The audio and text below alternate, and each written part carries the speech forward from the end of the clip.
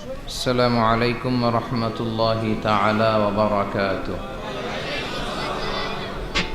إن الحمد لله نحمده ونستعينه ونستغفره ونؤمن به ونتوكل عليه ونعوذ بالله من شرور أنفسنا ومن سيئات أعمالنا. من يهده الله فلا مضل له ومن يضلل فلا هادي له فلن تجد له وليا مرشدا. ونشهد أن لا إله إلا الله وحده لا شريك له والذي لا ضد له ولا ند له لا مثل له ولا مثيل له لا وزير له ولا كفيل له لا شبه له ولا شبيه له لا ولد له ولا والد له وهو الواحد الفرد الصمد لم يلد ولم يولد ولم يكن له كفوا أحد. ونشهد أن سيدنا ونبينا وحبيبنا وبشيرنا ونذيرنا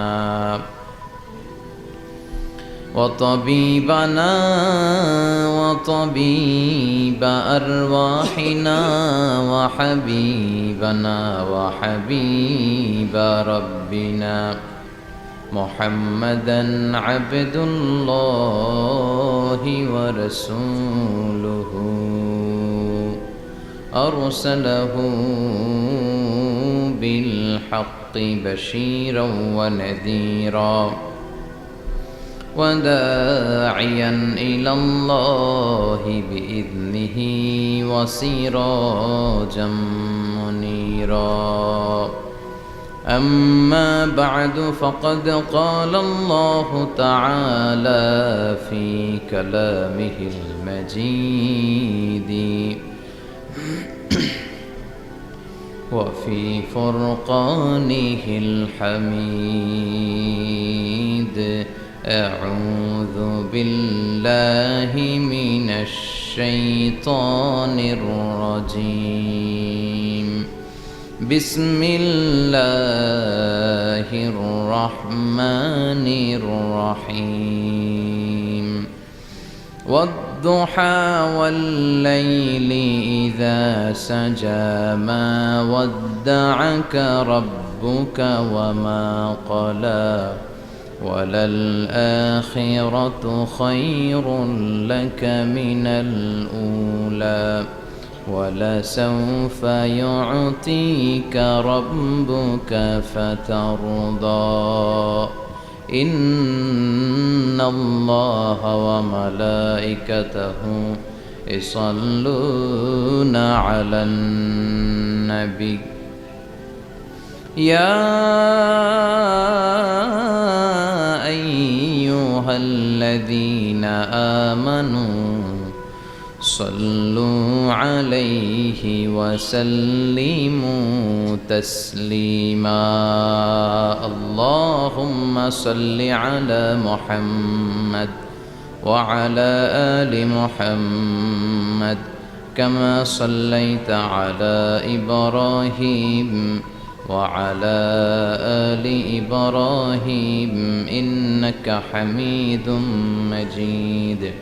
اللهم بارك على محمد وعلى آل محمد كما باركت على إبراهيم وعلى آل إبراهيم إنك حميد مجيد।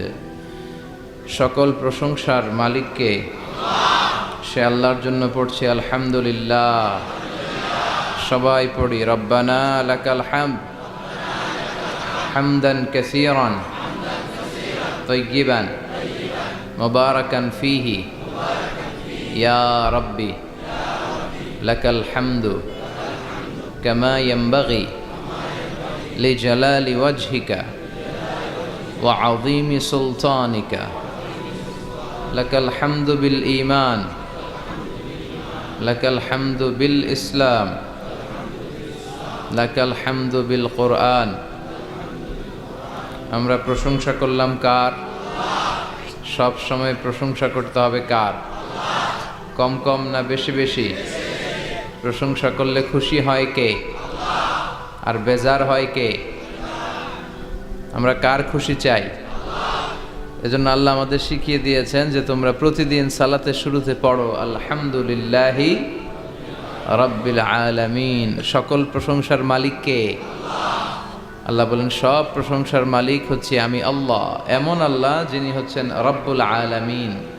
যত জগৎ আছে সব জগতের রব। আমাদের রবের নাম কি?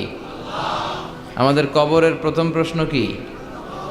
মার রব্বুক, তোমার রবের নাম কি? আমরা কি বলবো? চিল্লায় বলেন আমাদের রব কে? আল্লাহ আমার রব, এই রবি আমার সব, দমে দমে তনু মনে তারি অনুভব। আল্লাহ আমার রব, এই রবি আমার সব, তোমার দুনিয়াতে আমি যেদিকে তাকাই অথই নেয়ামতে ডুবে আছি সবাই। পাখ পাখালির গানে শুনি তসবিহ কলরব, তসবিহ কলরব। আল্লাহ আমার রব, এই রবি আমার সব। ঠিক কিনা? আমাদের রব কে? এজন্য আমরা যখন দোয়া করি ওই দোয়ার মধ্যে রবের নাম আছে না নাই? আমরা পড়ি রব্বানা যালামনা আনফুসানা ওয়া ইল্লাম তাগফির লানা ওয়া তারহামনা লানাকুনান্না মিনাল খাসিরিন। আবার যখন আমরা রুকু সেজদা করি আমরা পড়ি সুবহানা রাব্বিয়াল আ'লা। সব জায়গায় রবের নাম আছে না নাই? ওই রবের প্রশংসা করতে হবে, কম কম না বেশি বেশি? প্রশংসা করলে আল্লাহ খুশি হয়ে যায়। আল্লাহ বলেন লা ইন শাকারতুম লা আযীদান্নাকুম ওয়া লা ইন কাফারতুম ইন্না আযাবি লাশাদীদ। যদি আমার নেয়ামতের শুকরিয়া করো আমি আল্লাহ নেয়ামত আরো বাড়িয়ে দেব, আর যদি না শুকরি করো তাহলে জেনে রাখো ইন্না আযাবি লাশাদীদ, আমার শাস্তি বড় ভয়ঙ্কর। আল্লাহর শাস্তি হজম করার মতো ক্ষমতা আমাদের আছে? জোরে বলেন। আল্লাহর শাস্তি হজম করার মতো ক্ষমতা আমাদের নাই। ইন্না বাতশা রাব্বিকা লাশাদীদ, নিশ্চয়ই তোমার রবের পাকড়াও, পানিশমেন্ট, ধরা বড় কড়া। ঠিক কিনা? তিনি সব সময় ধরে না, ধরলে ছাড়ে না। ধরে ধরে ধরে না, ধরলে আল্লাহ আল্লাহ ছাড় দেয় কিন্তু ছেড়ে দেয় না। চিল্লায় বলেন ঠিক কিনা? এজন্য সে আল্লাহর প্রশংসা করতে হবে বেশি বেশি। আমরা আজীবনও যদি প্রশংসা করি আল্লাহর প্রশংসার হক আদায় করা যাবে? প্রশংসা করে শেষ করতে পারবো? আল্লাহ বলেন পৃথিবীর সব সাগরের পানি যদি কালি হয়ে যায়, পৃথিবীর সব গাছগুলো যদি কলম হয়ে যায়, সাগরের জল নামক কালি দিয়ে, এই গাছ নামক কলম দিয়ে আমি আল্লাহর প্রশংসা যদি তোমরা লিখতে শুরু করে দাও, সাগরের জল ফুরিয়ে যাবে, পৃথিবীর সব গাছগুলো শেষ হয়ে যাবে, কিন্তু আল্লাহর প্রশংসা করে শেষ করা যাবে না। সাগরের জলকে কালি করে গাছের পাতাকে খাতা করে তোমার মহিমা লেখা শেষ হবে না, যদিও লিখি প্রভু জীবন ভরে। সাগরের জলকে কালি করে গাছের পাতাকে খাতা করে তোমার মহিমা লেখা শেষ হবে না, যদিও লিখি প্রভু জীবন ভরে। সাগরের জলকে কালি করে। আল্লাহু আকবার পড়েন। পৃথিবীতে কি পরিমাণে সাগরের জল আছে এটা আপনাদেরকে বোঝানো সহজ, কারণ আপনাদের বাড়ি কই? সাগরের পাড়ে। টেকনাফ। টেকনাফ, এই নাফ নদীর পাড়ে টেক দিয়ে আপনাদের শহর, এজন্য শহরের নাম টেকনাফ। নাফের তীরে টেক লেগে দাঁড়িয়ে আছে এই শহরটা। তো আপনারা সাগর দেখেছেন, আপনারা দেখেছেন জলোচ্ছ্বাস, আপনারা পানি দেখে অভ্যস্ত। আপনাদেরকে বোঝানো সহজ, পৃথিবীতে কি পরিমাণে পানি আছে। সাগর কি শুধু পৃথিবীতে একটাই, বঙ্গোপসাগর, আর কোনো সাগর নাই? আছে অনেকগুলো মহাসাগর আছে। প্রশান্ত মহাসাগর, আটলান্টিক মহাসাগর, ভারত মহাসাগর, উত্তর মহাসাগর, দক্ষিণ মহাসাগর। তারপরে কত সাগর আছে, লোহিত সাগর, ভূমধ্য সাগর, কৃষ্ণ সাগর, চায়না সাগর, সাগরের শেষ নাই। আল্লাহ বলে এই সব সাগরের পানি যদি কালি হয়ে যায়, আর পৃথিবীতে যত গাছপালা আছে সব গাছপালাগুলো যদি কলম হয়ে যায়, কি পরিমাণে পৃথিবীতে গাছপালা আছে আমরা কি গুনতে পারবো? এই টেকনাফে কয়টা গাছ আছে বলতে পারবেন কেউ? কক্সবাজারে মোট কয়টা গাছ আছে বলা যাবে? পুরো বাংলাদেশে কয়টা আছে বলা যাবে? তাহলে আফ্রিকার জঙ্গলের কি অবস্থা? পুরো আফ্রিকার জঙ্গলে কি পরিমাণে গাছ আছে আমাদের কোনো আন্দাজ আছে? দেখেন, মেটাফরিক্যালি, রূপকভাবে আল্লাহ কত সুন্দর করে বুঝালেন যে তার প্রশংসা করে যে শেষ করা যায় না। পৃথিবীর সব সাগরের পানি যদি কালি হয়ে যায়, গাছের পাতা যদি খাতা হয়ে যায়, এই কলম দিয়ে, খাতা দিয়ে, এই কালি দিয়ে যদি আমার প্রশংসা, জিকির তোমরা লিখতে শুরু করে দাও, সাগরের জলও শেষ, গাছপালাও শেষ, কিন্তু শেষ হবে না আল্লাহর প্রশংসা। চিল্লায় বলেন ঠিক কিনা? আমরা যদি আল্লাহর প্রশংসা নাও করি, আল্লাহর কোনো লস আছে? লাভ লস কাদের? জোরে বলেন। আমরা যদি আল্লাহর সেজদা নাও দেই, গোটা পৃথিবীর সব কিছু সেজদা দেয় কারে? আন-নাজমু ওয়াশ-শাজারু ইয়াসজুদান। পৃথিবীর যত তারা আছে, যত গাছ আছে, সবগুলো সেজদা দেয় কাকে? অস্ট্রেলিয়াতে একটা জায়গা আছে সিডনি, এই সিডনি শহরে একটা জঙ্গল আছে, ওই জঙ্গলে একটা গাছ আছে, ওই গাছটা মানুষের মতো করে রুকু দিয়ে আছে আল্লাহকে। এটা দূর থেকে দেখলে মনে হয় মানুষ, কাছে গেলে বোঝা যায় এটা মানুষ না, এটা গাছ। আবার এমনও গাছ আছে যেটা মানুষের মতো সেজদায় লুটিয়ে পড়ে আছে, তাও আবার টু দ্য ডাইরেকশন অফ কেবলা, কেবলামুখী হয়ে। সুবহানাল্লাহ পড়বেন না? গোটা বিশ্বের যা দেখা যায় সব জিকির করে একজনের। চিল্লায় বলেন তিনি কে? পাখিরা যায় উড়ে যায় আকাশের ওই নীলিমায়, নদীরা যায় ছুটে যায় সাগরের ওই মোহনায়। পাখ পাখালি আর সাগর নদী, পাখ পাখালি আর সাগর নদী, কার গুণগান গায়। আল্লাহ আল্লাহ আল্লাহ আল্লাহ, আল্লাহর গুণগান গায়। আল্লাহ আল্লাহ আল্লাহ আল্লাহ, আল্লাহর গুণগান গায়। ঠিক কি না? আকাশের পাখিগুলো, সাগরের ঢেউগুলো, গোটা বিশ্বের সব কিছু একজনের গুণগান গায়। চিল্লায় বলেন তিনি কে? এজন্য আল্লাহ আমাদের শিখালেন আমার গুণগান বেশি বেশি গাও, আর সব সময় পড়ো আলহামদুলিল্লাহি রাব্বিল আলামিন। বিশ্বনবী যখন জান্নাতীদেরকে নিয়ে জান্নাতের দিকে ছুটবেন, বিশ্বনবী সাল্লাল্লাহু আলাইহি ইসলামের হাতে একটা পতাকা শোভা পাবে। ওই পতাকার মধ্যে লেখা থাকবে আলহামদু। কি লেখা থাকবে? মানে প্রশংসা, প্রশংসার পতাকা।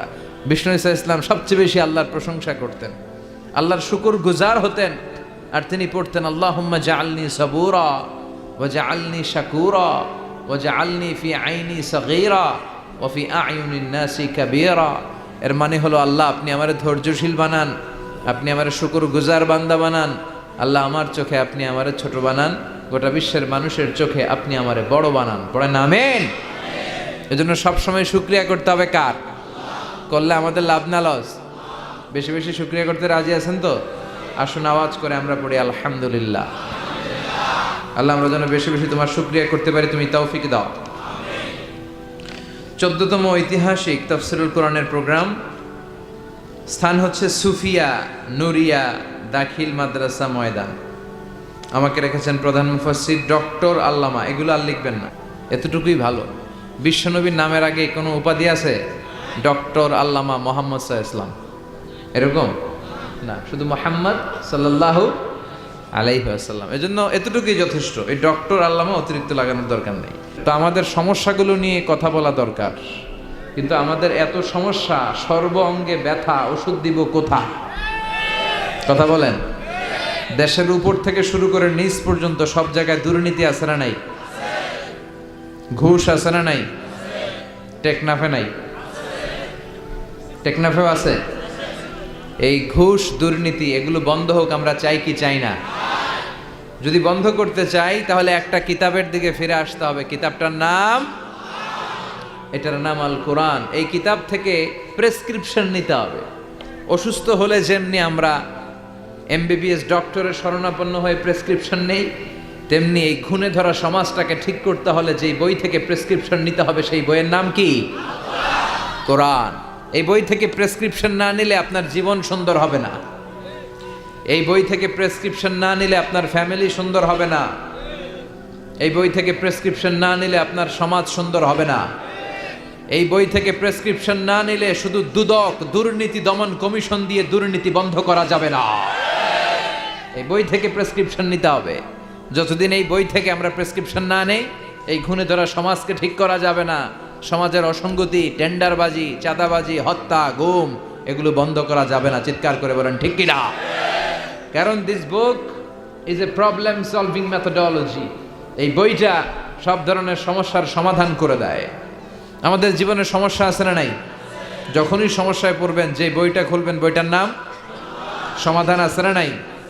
সমাধান চাও যদি জীবনে, মরণে ফিরে যাও, খুঁজে নাও চোখ রাখো কোরআনে। ঠিক কিনা? চোখ রাখবেন কই? না টিভির পর্দায়, জি বাংলার পর্দায়, স্টার জলসা, কিরণমালা? চোখ রাখতে হবে কোথায়? সমাধান চাও যদি জীবনে, মরণে ফিরে যাও, খুঁজে নাও চোখ রাখো কোরআনে। ঠিক কিনা? তাহলে কোরআনের সাথে আমাদের অ্যাটাচমেন্ট বাড়াতে হবে, সম্পর্ক বাড়াতে হবে। এই কিতাব এমন কিতাব, এই কিতাবের একটা অক্ষর পড়লে 10টা নেকি আমলনামায় দেয় কে? এই কিতাবের এক একটা আয়াত আপনি পড়বেন, আপনার জান্নাতের বিল্ডিংকে এক এক তলা লম্বা করে দিবে কে? এই কিতাব এমন কিতাব, এই কিতাব পড়লে সওয়াব, ধরলে সওয়াব, এই কিতাবের জন্য মরলেও সওয়াব। কথা বলেন। এই জন্য কিতাবের সাথে সম্পর্ক বাড়াতে হবে। প্রতিদিন যেন কিছু না কিছু পড়ি এই কিতাব থেকে, কিছু না কিছু যেন তেলাওয়াত করি। বিশ্বনবী সাল্লাল্লাহু আলাইহি ওয়াসাল্লাম বলেন, ইকরাউ আল কোরআন ফাইন্নাহু ইয়াতি ইয়াউমাল কিয়ামাতি শাফিআন লিআসহাবি। তোমরা বেশি বেশি কোরআন তেলাওয়াত করো, কারণ এই কোরআনের তেলাওয়াত কিয়ামতের দিন তোমার জন্য সুপারিশকারী হয়ে কাজে লাগবে। কোরআন পড়বেন তো? বাচ্চাদেরকে পড়াবেন তো? ছোটবেলায় আমরা মক্তবে যেতাম, তারপর নুরানি মাদ্রাসা এগুলোতে যেতাম। আপনাদের এলাকায় মক্তব আছে তো? মক্তবে পাঠাবেন, বাচ্চাগুলোরে মক্তবে পাঠাবেন। সে কোরআন শিখবে, সে আল্লাহওয়ালা হবে। যে ছেলেগুলো কোরআন পড়ে এই ছেলেগুলো বেয়াদব হয় না। এই ছেলেগুলো কোনোদিন টেন্ডারবাজ আর চাঁদাবাজ হবে না। এই ছেলেগুলো দেশপ্রেমিক হবে, আল্লাহওয়ালা হবে, দেশের দশের কাজে লাগবে। ঠিক কিনা? আর যদি কোরআন না পড়ে তাহলে দেশের 12টা বাজাবে, দুর্নীতি করে দেশটারে জাহান্নামের আড্ডাখানা বানাবে। সংসদে যে ইসলামকে গালি দিবে আর ইসলামের নাম দিবে মোল্লাতন্ত্র, চিল্লায় বলেন ঠিক কিনা? এজন্য কোরআনের সাথে সম্পর্ক বাড়ানোর দরকার। কোরআন আমাদেরকে শিক্ষিত হতে বলে, সভ্য হতে বলে, সিভিলাইজড হতে বলে। কোরআনের প্রথম কথা হচ্ছে পড়ো। কোরআনের প্রথম কথা কি? ইকরা বিসমি রাব্বিকাল্লাযী খালাক। Read in the name of your Lord who has created. পড়ো তোমার প্রভুর নামে যিনি তোমায় তৈরি করেছেন। এজন্য কোরআন যারা পড়বে তারা হবে শিক্ষিত, ভদ্র, মার্জিত। এজন্য প্রতিদিন কোরআন তেলাওয়াত করতে রাজি আছেন? প্রতিদিন কিছু না কিছু হলেও কোরআনের বঙ্গানুবাদ পড়তে রাজি আছেন?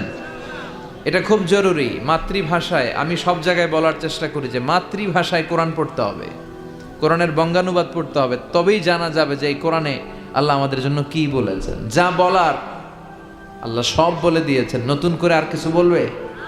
সব কোরআনের ভেতরে আছে না নাই? এই কোরআনের শুরু হয়েছে বা দিয়ে, কি দিয়ে? শেষ হয়েছে কোরআনটা সিন দিয়ে, কি দিয়ে? মিনাল জিন্নাতি ওয়ান নাস।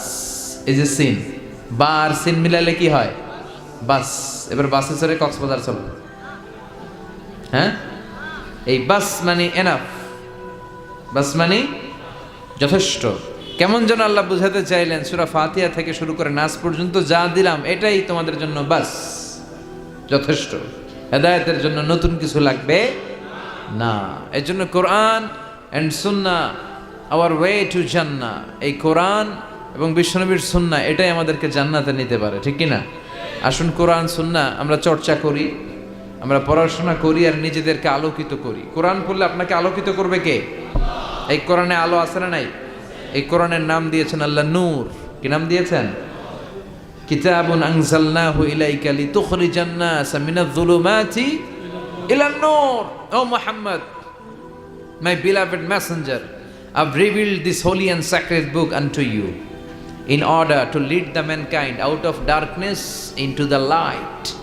ও নবী, কোরআনকে আমি পাঠিয়েছি এজন্য যে আপনি কোরআন দিয়ে অন্ধকারগুলোকে অন্ধকার থেকে টেনে আলোর পথে নিয়ে ছেড়ে দেবেন, জাহান্নাম থেকে বের করে জান্নাতে ঢুকিয়ে দিবেন। আলহামদুলিল্লাহ পড়েন। এজন্য আসুন কোরআনের সাথে আমরা সম্পর্ক বাড়াই এবং নিজেদের জীবনকে আলোকিত করি। আল্লাহ তুমি তৌফিক দাও। সময় আমাদের কম, কথা অনেক বেশি, আবার কথা খুব লম্বা চূড়া করাও ঠিক নয়। বিষ্ণু ঈসা ইসলাম বলেছেন, খুতাবুকুম তভিলা ও সলাওয়াতুকুম কসীরা। কিয়ামতের আগে তোমাদের খুতবা বক্তব্যগুলো লম্বা হয়ে যাবে আর সালাতগুলো ছোট হয়ে যাবে। One of the minor sign before the day of judgment, your Islamic lectures will be very longer and your offering salah 5 times a day will be very shorter. কিয়ামতের আগে বক্তব্য হবে লম্বা চূড়া, কিন্তু নামাজ হবে খাটো খাটো। কথা কন, আছে না নাই? এখন বক্তব্য শুরু হইলে লোকজন উঠতে চায় না, কয় হুজুর আরো করেন। ওয়াজ অনেক টেস্ট লাগে, নামাজ টেস্ট লাগে না। আছে না নাই? উল্টা হয়ে গেল। বক্তব্য হবে ছোটখাটো, অল্প সময়ের নাসিহাত, এটা ভালো। আর সালাতে যখন দাঁড়াবেন লম্বা সালাত পড়বেন। বিষ্ণু ঈসা ইসলাম যখন সালাতে দাঁড়াতেন তিনি হাত বেঁধে নামাজ পড়তে পড়তে তাহাজ্জুদের সালাতে হাত ব্যথা হয়ে যেত, তখন বিষ্ণুনবী হাত ছেড়ে দিতেন। সুবহানাল্লাহ পড়েন। আবার যখন এনার্জি ফিরে পেতেন, শক্তি ফিরে পেতেন, আবার হাত বাঁধতেন, আবার খারাপ লাগলে ছেড়ে দিতেন। তার মানে হাত ছেড়ে দিল নামাজ হয়, ঠিক কিনা? কিন্তু উপরে বাঁধবে না নিচে বাঁধবে, এ নিয়ে কিলাকিলি আছে না নাই? টেকনাফে মনে হয় কিলাকিলি ঢুকে নাই। হ্যাঁ, কেউ কয় আছে, কেউ কয় নাই। তো এগুলো কম, আলহামদুলিল্লাহ কম। এগুলো নিয়ে ফিতনা তৈরি করা যাবে না। আমাদের সালাদগুলো যেন লম্বা হয়, সালাদ যেন ধীরে সুস্থে হয়। আমরা অনেকে নামাজও পড়ি, আবার ক্রিকেট খেলার দিকে মন যায়। আছে না নাই? মাশরাফি বিন মুর্তজা, এখন উনি তো আবার এমপি না? তো এমপি কি আউট হইল না ছক্কা মারল? টেনশন আছে না নাই? নামাজও পড়ে, টেনশনও করে, নামাজেও দাঁড়ায়, আবার সিরিয়াল শুরু হয়েছে কিনা ওই চিন্তাও করে। আর সাহাবারা যখন মরুভূমিতে নামাজে দাঁড়াতেন, মরুভূমির পাখিগুলো এসে সাহাবাদের মাথায় বসে যেত, কারণ পাখিগুলো মনে করতো এগুলো মনে হয় খেজুর গাছ। সুবহানাল্লাহ পড়বেন না? আবার বিষ্ণু বলতেন, সল্লু সলাতান মুআদ্দিয়া, মুসল্লা যখন দাঁড়াবা তুমি কল্পনা করো হতে পারে এটাই আমার জীবনের শেষ নামাজ।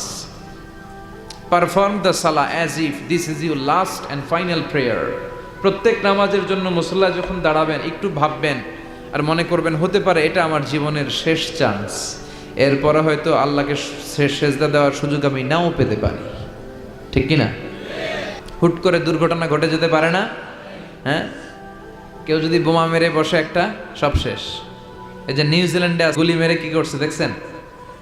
আহা, এত নিষ্ঠুর হতে পারে একজন মানুষ, সেও তো রক্তে মাংসে মানুষ, তাকে এইভাবে গুলি করলে তার কেমন লাগতো?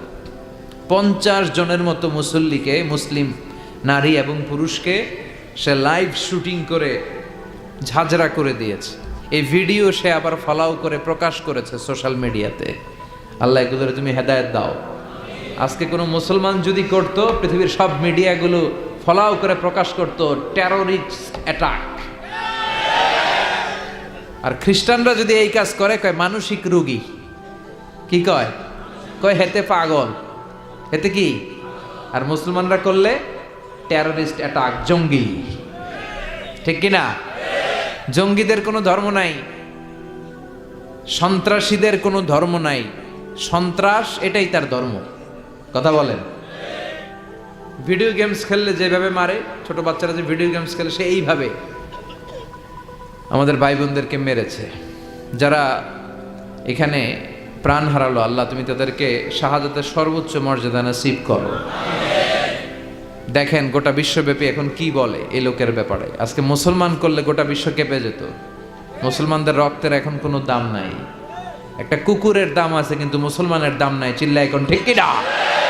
আমাদেরকে গোটা বিশ্বব্যাপী মারে, অত্যাচারের স্টিম রুলার, কিন্তু আমাদের পক্ষে কেউ যে একটা ধমকি দিবে এমন কোন নেতা আমাদের নয়। এক রিসেপ তাইয়েব এরদোগান, সে গোটা মুসলিম বিশ্বের জন্য চেষ্টা করে যাচ্ছে, কিন্তু ওর পিছনেও শত্রু আছে না নাই? ওর পিছনেও টিকটিকির অভাব নাই। কথা কন। আমাদের কোনো কম্বাইন্ড মিলিটারি নাই। 50টারও বেশি মুসলিম দেশ, আমাদের একটা যৌথ সেনাবাহিনীর দরকার ছিল কি ছিল না? আমাদের যদি যৌথ একটা মিলিটারি থাকতো, পৃথিবীর কোথাও মুসলমানরা আক্রান্ত হলে, কেউ এসে আক্রমণ করলে আমাদের মিলিটারি সেখানে যে প্রতিরোধ করে তুলতো। চিল্লা এখন ঠিক কিনা? লিডারশিপ নাই, সেন্ট্রাল লিডারশিপ নাই, আমাদের কেন্দ্রীয় কোনো মিলিটারি নাই। গোটা বিশ্বব্যাপী আমরা মার খাই। উই আর ওয়েটিং ফর আল ইমাম আল মাহাদি। ইমাম মাহাদি আসার আগ পর্যন্ত কেউ আমাদেরকে একত্রিত করতে পারবে না। সম্মানিত ভাইয়েরা, বলছিলাম কোরআন এমন একটা কিতাব যে কিতাব অন্ধকার থেকে মানুষকে আলোর দিকে নেয়। ঠিক কিনা? আলোর দিকে নেয়। আর বক্তব্য হওয়া উচিত খাটো, সালাত হওয়া উচিত লম্বা। সাহাবারা যখন সালাত পড়তেন, পাখি এসে মাথায় বসতো, আর পাখি কি মনে করতো? এটা খেজুর গাছ। সাইয়েদনা আলী রাদিয়াল্লাহু তাআলা আনহুর পায়ের ভেতরে তীর ঢুকেছে, যুদ্ধে জখম হয়েছে, উনি তীর বের করতে পারে না। তীর ধরে টান দিলে উনি চিৎকার মারে। বিশ্বনবী বললেন, আকিমিস সালাহ আরিহনা বিসসালাহ ইয়া বেলাল, বেলাল ইকামত দাও। আরেক সাহাবীকে বললেন, তুমি লুকিয়ে আমরা যখন নামাজ পড়ব, তুমি আমার মেয়ের জামাই আলীর পা থেকে টেনে তীর বের করবে। বিষ্ণু যা বললেন সে তাই করলো। নামাজ চলা অবস্থায় সাইয়েদনা আলীর পায়ের কাছে যে টেনে তীর বের করেছে, ফিনকি দিয়ে রক্ত বেরিয়েছে, কিন্তু সাইয়েদনা আলী টের পায় না। উনিও নামাজ পড়ে, আমরাও নামাজ পড়ি। আমাদের নামাজের মধ্যে কোনো খুশু নাই, খুদু নাই। আল্লাহ বলেন, ক্বাদ আফলাহাল মুমিনুন আল্লাযীনা হুম ফি সালাতিহিম খাশিউন। Successful indeed are the believers who offer their 5 times salah with full of solemnity and submission. সফল তারা, ঈমান এনেছে যারা। তবে ওই মুমিন যারা নামাজে যখন দাঁড়ায় তাদের অন্তরে ভয় থাকে কার? আমাদের নামাজে তাড়াহুড়ো আছে না নাই? অনেকে দেখবেন যে রুকু থেকে সোজা হয়ে দাঁড়ানো এটা ওয়াজিব। অনেকে রুকু থেকে কোনো রকম মাথা তুলে সেজদায় দৌড় মারে। 2 সেজদার মাঝখানে ধীরস্থিরভাবে বসা ওয়াজিব। অনেকে একটা সেজদা দিয়ে কোনো রকম মাথা তুলে আরেক সেজদায় দৌড় মারে। আছে না নাই? টেকনাফে বোধহয় এগুলো নাই। আছে? এগুলো করা যাবে। ধীরস্থিরভাবে বিশ্বনবী সালাত পড়তে বলেছেন। এমনকি একামত দিয়েছে, জামাত শুরু হয়েছে, ওই জামাত ধরার জন্য দৌড়িয়ে যে নামাজ পড়া যাবে। নো রাশিং ইন সালাহ, নো হ্যাস্টিনেস ইন সালাহ। সালাতে তাড়াহুড়ো নাই, সালাতে আছে ধীরস্থিরতা, রিল্যাক্স। সালাত মানে কি? রিল্যাক্স করবেন আপনি, আরামসে দাঁড়াবেন, আরামসে রুকু করবেন। বিষ্ণু বলেছেন, ইদা উকিমাতিস সালাহ, যখন নামাজের একামত হয়ে যায়, ফালা তাতুহা তাসআউন, তোমরা দৌড়ে দৌড়ে সালাতে যেও না। ওয়া আতুহা তামশুন, হেঁটে হেঁটে যাবা। একামত হয়েছে, দৌড় দিবা না, হেঁটে হেঁটে। ফামা আদরাকতুম ফাসাল্লু, যতটুকু যে পাবে ততটুকু পড়বে। ওমা ফাতাকুম ফাআতিমু, যেটা ছুটে যাবে পরে নিজে নিজে পড়বে। কবুল করে নেবে কে? তা আমাদের অনেকে আছে, নামাজ শুরু হয়েছে, উনি অজু করতেছে, উনি টের পাচ্ছে কিছুক্ষণ পরে ইমাম সাহেব আল্লাহু আকবার বলে রুকুতে যাবে। আর রুকু ধরার জন্য অনেকে দেয় দৌড়। আছে না নাই? টাইলসের মসজিদে অনেকে দেয় দৌড়। এক লোক দৌড় দিছে, উল্টায় পড়ছে, লুঙ্গি একদিকে, মুসল্লি আরেকদিকে। টাইলসের মসজিদে অজু করে দৌড় দিবেন না, খবরদার। অজু করে পিচ্ছিল পা থাকে, আস্তে আস্তে যাবেন, না হলে দুর্ঘটনা ঘটে যাবে। দেখেন, বিশ্বনবীর সুন্নাহ আছে যেখানে বরকত আছে, সুন্নাহ নাই যেখানে বিপদ আছে। এজন্য সালাতগুলো যেন ধীর স্থিরভাবে হয়। আবার সালাতের পরে তাসবিহ পড়ে না লোকজন, নামাজের পরে কি পড়া সুন্নাত? তাসবিহ। কিন্তু আমরা নামাজের পরে মুনাজাত দেওয়া সুন্নাত বানায় ফেলছি, আছে না নাই? আসসালামু আলাইকুম ওয়া রাহমাতুল্লাহ, আসসালামু আলাইকুম, আল্লাহুম্মা আমিন ইয়া আরহামার রাহিমিন, আছে না? তুমি কি বললো আমিন ইয়া আরহামার রাহিমিন, এটা কি দোয়া? দোয়া করা সুন্নাহ, হাত তুলেও করতে পারেন, হাত তোলা ছাড়াও করতে পারেন, এটা জায়েজ আছে। কিন্তু সালাম ফিরানোর পরে বিশ্বনবী দোয়া করতেন না তাসবিহ পড়তেন? তাসবিহ পড়ে না, এই তাসবিহগুলো পড়ে না, সুন্নাত পড়ে দৌড়। বিশ্বনবী লম্বা সময় বসে বসে তাসবিহ পড়তেন, 33 বার সুবহানাল্লাহ, 33 বার আলহামদুলিল্লাহ, 33 বার আল্লাহু আকবার, 34 বার আল্লাহু আকবার, পড়ে না। আবার বিশ্বনবী ফরজ সালাতের পরে আয়াতুল কুরসি পড়তেন। বিশ্বনবী বলতেন, মান ক্বারা আয়াতুল কুরসি দুবুরা কুল্লি সালাতিন মাকতুবা লাম ইয়ামনাহু মিন দুখুলিল জান্নাতি ইল্লাল মাউত। প্রত্যেক ফরজ সালাতের পরে যে আয়াতুল কুরসি পড়বে তার জান্নাতে যেতে কোনো কিছুই বাধা দিতে পারবে না, একটা জিনিস ছাড়া, সেটা হলো মরণ। লোকটা মরে না তাই জান্নাতে যায় না, মরলেই জান্নাতি। এত দামি ইবাদত তাসবিহ ছাড়া যাবে? কথা বলে। এজন্য ফরজ সালাতের পরে আমরা আয়াতুল কুরসি পড়ব। কি পড়ব? রাজি আছেন সবাই? এজন্য সালাতে যেন আমরা মনোযোগী হই, আমরা যেন ধীরস্থিরভাবে সালাত করতে পারি। কারণ আউয়ালু মা ইউহাসাবু বিহিল আবদু ইয়াউমাল কিয়ামাতি আস-সালাহ। কিয়ামতের দিন সর্বপ্রথম আমাদের যে হিসাবটা আল্লাহ নেবেন সেটা হচ্ছে সালাতের হিসাব। আওয়াজ করে বলেন তো কিসের হিসাব? সালাত কায়েম করো, সালাত কায়েম করো, হবে সম্মানী তুমি, হবে জান্নাতি তুমি, হবে সম্মানী তুমি, হবে জান্নাতি তুমি। দিবে কাল হাসরে শীতল ছায়া আরশে আজিম, রাব্বিয়াল আলা রাব্বিয়াল আযীম। আলহামদুলিল্লাহ পড়েন। এজন্য সালাত যেন হয় আমাদের নিত্য সঙ্গী, আর সালাত যেন আমরা ধীরস্থিরভাবে পড়তে পারি। আল্লাহ তুমি তৌফিক দাও। আমি আপনাদের খেদমতে আমার খুতবার শুরুতে সূরাতু আদ-দুহা থেকে কয়েকটা আয়াত তেলাওয়াত করেছি, যে সূরাটা আমাদের অনেকেরই মুখস্থ আছে না? সূরা দোহা মুখস্থ আছে না? এই সূরাতুদ দুহাতে আল্লাহ তাআলা আমাদের জন্য কি শিক্ষা রাখলেন, কি মেসেজ আমাদেরকে দিতে চাইলেন, এটা নিয়ে আজকে আমরা অল্প কিছু সময় কথা শুনবো। সবাই পড়ে ইনশাআল্লাহ। শেষ পর্যন্ত আপনারা থাকবেন তো? চলে যাবেন না? চলে যাবেন কে কে দেখি তো, হাত তুলেন। কেউ যাবেন না? ইনশাআল্লাহ পড়েন। তাহলে কথা দিলেন কিন্তু শেষ পর্যন্ত থাকবেন? থাকবেন? আচ্ছা, আমরা একসাথে বিদায় নিব। আর আজকে আমার এই বছরের শেষ মাহফিল। এই যে গত কয়েক মাস ধরে যে প্রোগ্রাম করতেছি, তাফসির প্রোগ্রাম, আপনাদের টেকনাফির প্রোগ্রামের মধ্যে দিয়ে আমার প্রোগ্রাম শেষ।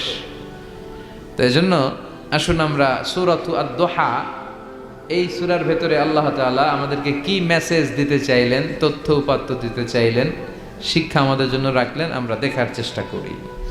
সূরাতু আদ-দুহা এটা কোরআনের একটা মোটিভেশনাল সূরা, অনুপ্রেরণাদায়ক সূরা। আমরা অনেকে হতাশায় ভুগে থাকি, এজন্য আল্লাহ হতাশ মানুষদের জন্য এই সূরাটা নাজিল করলেন। সুবহানাল্লাহ পড়েন। এই পুরো সূরা জুড়ে আল্লাহ তাআলা বিশ্বনবীর ব্যাপারে অনেক কথা বলেছেন, বিশ্বনবীকে সান্ত্বনা দিয়েছেন। শুরুতেই আমরা জেনে নেই এই সূরার সেন্ট্রাল থিম বা কেন্দ্রীয় আলোচ্য বিষয় কি।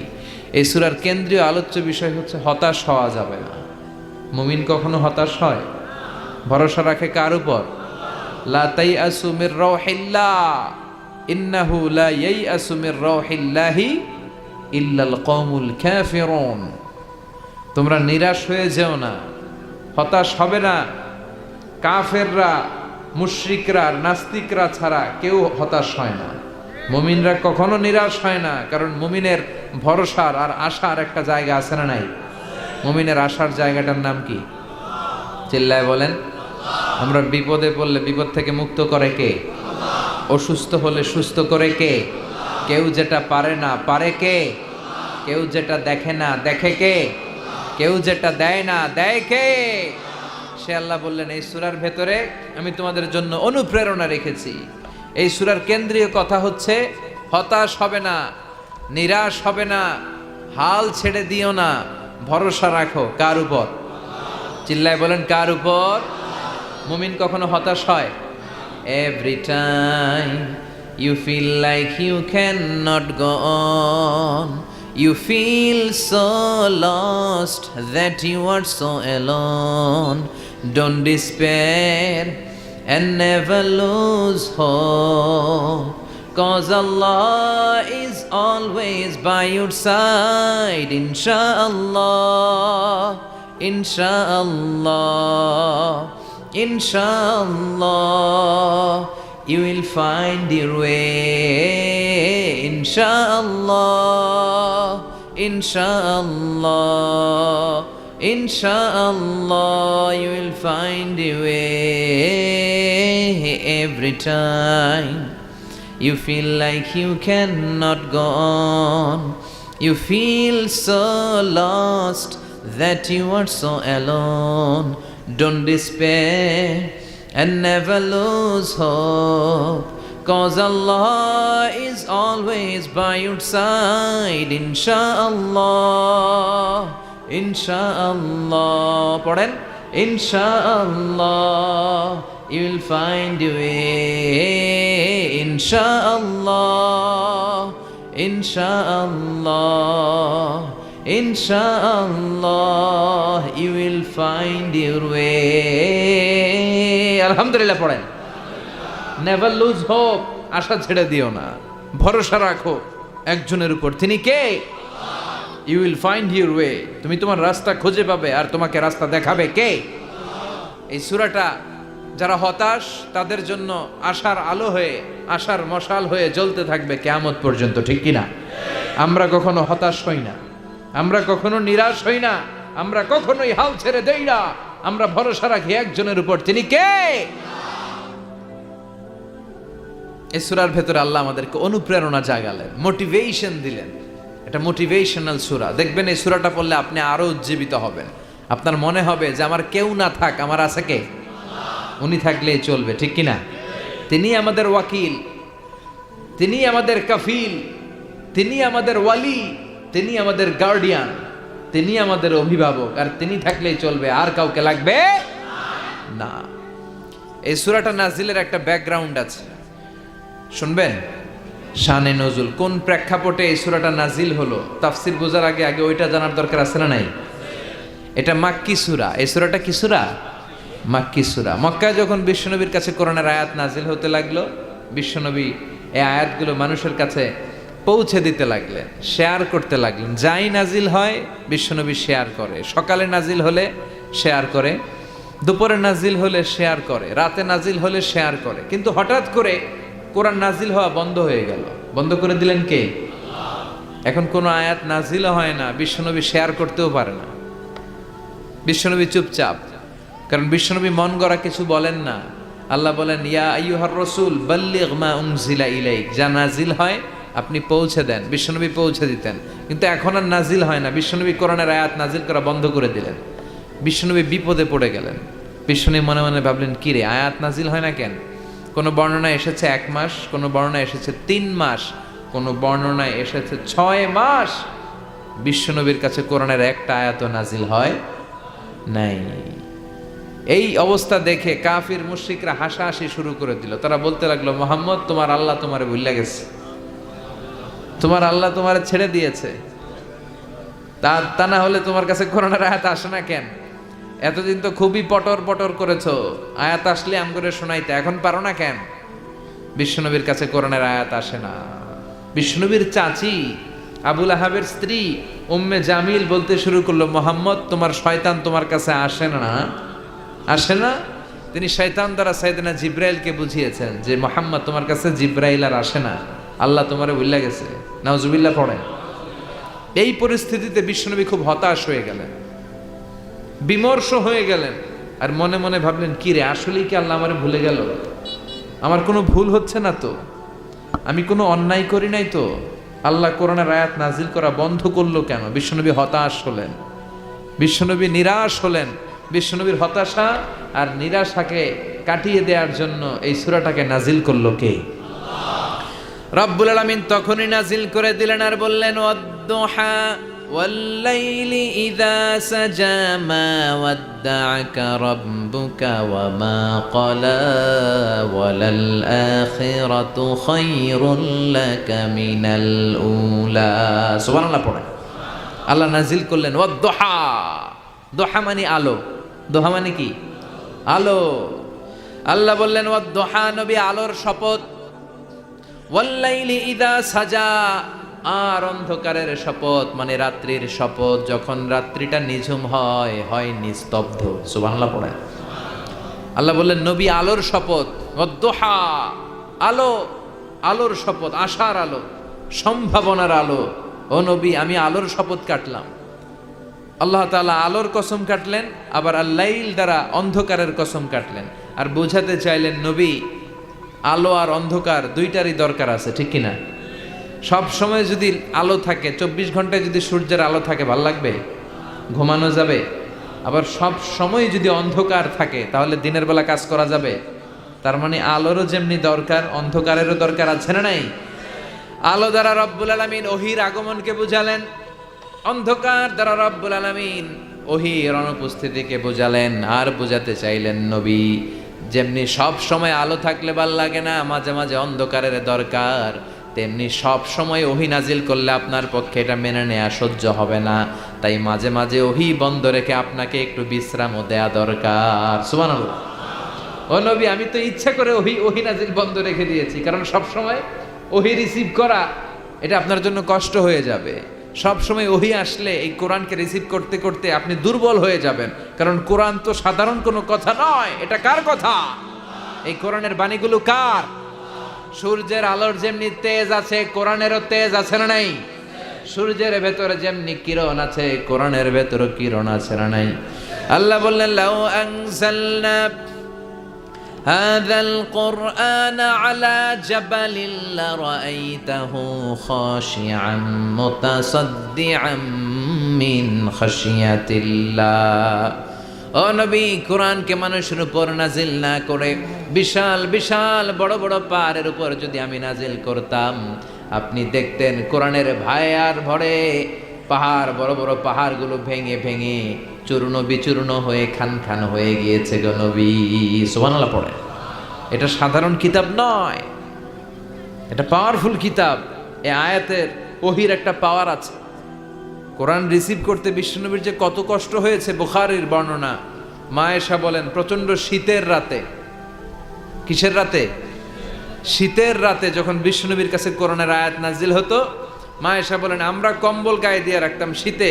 আর বিশ্বনবী ওই শীতের রাতে কোরআনের আয়াত নাজিল হওয়ার কারণে ঘামতে ঘামতে ঘর্মাক্ত হয়ে একাকার হয়ে যেতেন বিশ্বনবী দাঁড়িয়ে আর থুতনি বেয়ে লাইয়া তাফাসসাদু জাবিনুহু আরাকান থুতনি বেয়ে দাড়ি বেয়ে ঝরঝর করে ঘাম ঝরতো কোনো ওটের পিঠের উপর বসে থাকা অবস্থায় যখন কোরআনের আয়াত নাজিল হতো ওটের বুকটা জমিনের মধ্যে লেগে যেত ঘোড়ায় চড়া অবস্থায় যখন বিশ্বনবীর উপর কোরআনের আয়াত নাজিল হতো ঘোড়ার পা গুলো জমিনের ভিতরে দেবে যেত মাঝে মাঝে বিশ্বনবী সাহাবীদের পায়ের উপরে রানের মধ্যে মাথা রেখে বিশ্রাম নিতেন আর ঘুমাতেন যায়েদ বিন হারেসা রাদিয়াল্লাহু তাআলা আনহু ওনার পায়ের মধ্যে একবার বিশ্বনবী